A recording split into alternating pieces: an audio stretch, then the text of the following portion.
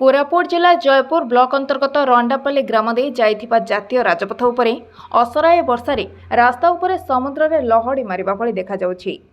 एही रास्ता रायपुर ठारू विशाखापट्टना को संजोग करथिबारु माल परिवहन रे असुविधा हेबा सह स्थानीय अंचलर 2 एवं 4 चकिया जान यात्रीवाही जान मध्य एही जातीय राजपथ रास्ता उपरे चलाचल करुथिबा बेले एबे एही रास्ता मरणजंता पलटिछि।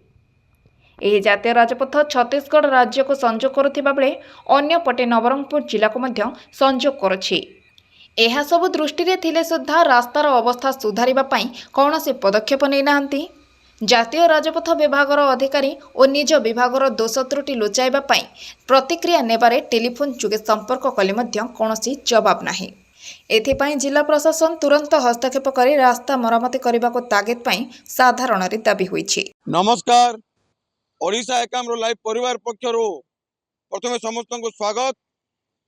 आज जो असराय वर्षार जयपुर ब्लॉक अंतर्गत बा जयपुर सहर जो आरंभ हो जो जातीय राजपथ जहाँकि बरीगुमा जा रास्ता देखिपे गोटे असराय वर्षार बा कि विगत दिन में जो वर्षा झिपिरी झिपिरी वर्षा हो असराय वर्षा किंतु ता कौन सी बड़ तूफान वर्षा नहीं किंतु आज जो जातीय राजपथ जहाँ छत्तीसगढ़ को संजोग करपटे नवरंगपुर जिला को संजोग किंतु आज से जिलार जो संजोग कर जातीय राजपथर तार अवस्था आपण निजे दृष्टि देखिपे तो प्रथम किभली भाव आज तार परिस्थिति या देखिपे जो ब्रिजटा नूतन भाव निर्माण तार पार्श्वर होचे से ब्रिज तार गति कपड़े ब्रिज कर आज पर्यटन जना पड़ना किंतु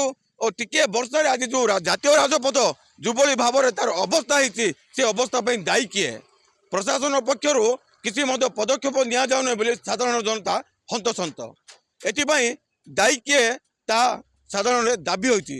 जयपुर जिला प्रतिनिधि कृष्ण खरांक ओडिशा एकाम्र लाइव धन्यवाद। जयपुर जिला प्रतिनिधि कृष्ण खरांक रिपोर्ट ओडिशा एकाम्र लाइव।